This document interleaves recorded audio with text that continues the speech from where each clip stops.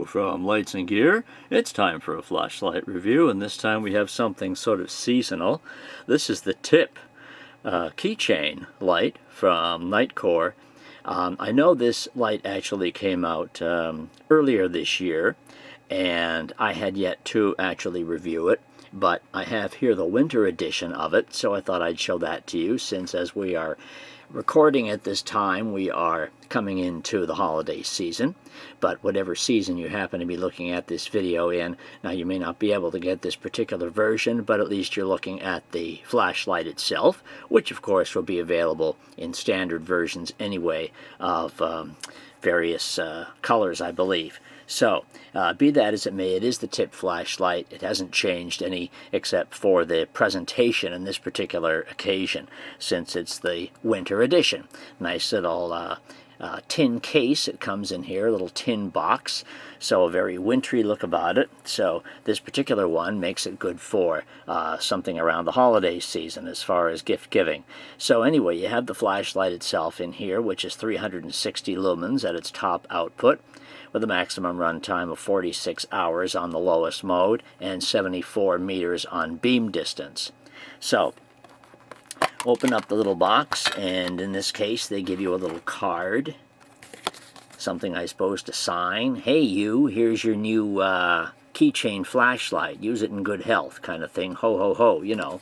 So then you have the flashlight, and it's rather seasonally presented in red and green, which is kind of nice, or green and red depending on which side you're looking at first.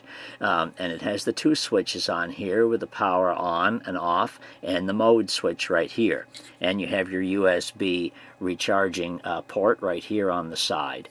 They don't give you a whole USB cord or a cable. They just give you the end part of it here, or I guess the tip, since the name of the flashlight is tip. They give you the USB, the tip part of the USB.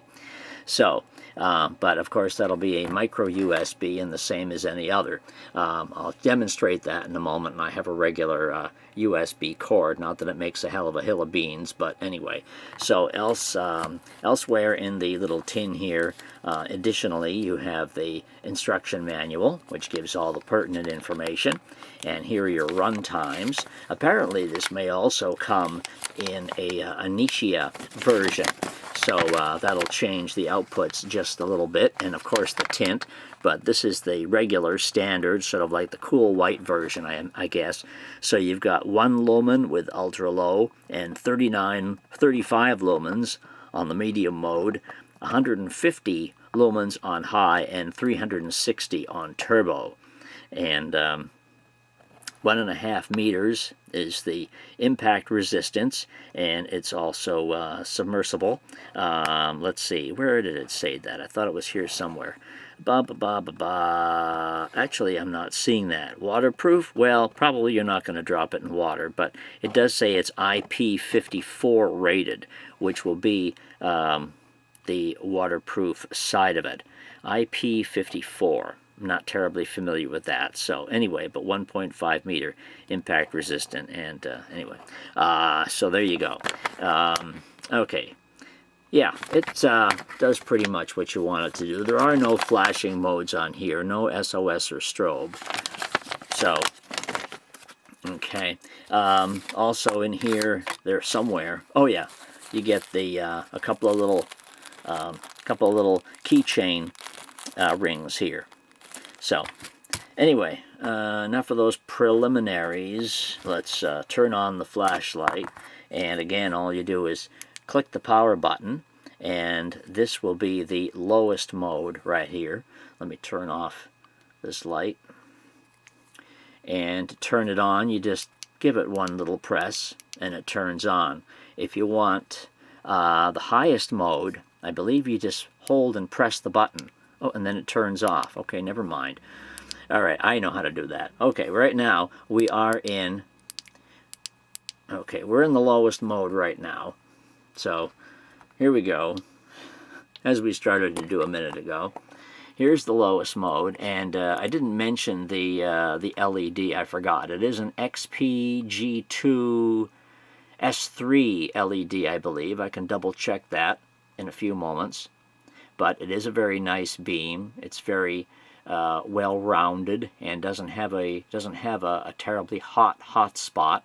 So anyway, press it again, and here we are in the medium mode. Here we are in high, and then it just cycles back down again if you click it again. But to get to the highest mode, I would hold it at this point. So here I am in turbo. So at any point during the cycle, you can just hold the button and it'll go instantly into turbo mode. And here's your beam on turbo, very nice, very wide, and certainly for a keychain light, you know, it's mighty bright. Little pile of mess here, and you can see that very clearly. So again, if I just press it again, I go right back down to the lowest mode. And again, if I press and hold the switch from here, I can get right back up into turbo.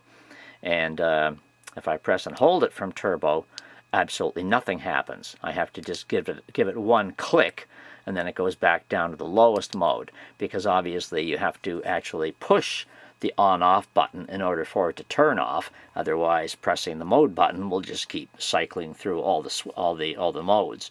So the power button is beneath the mode button, and as soon as you press that, you will turn it off. It does have a memory, so as it just demonstrated, it will always come back to the last mode you had it in, and that's nice. And again, there's your highest mode, and there's your turbo mode, or your highest regular mode without going into turbo. So those are your modes. Very nice, I would say. Very handy. Let's take a look at that. Let's take a look at that charging port here for a second. And I have a, as I said, I had a regular USB cord here. So let me turn it off. And we'll just put that USB cord in here. There we are.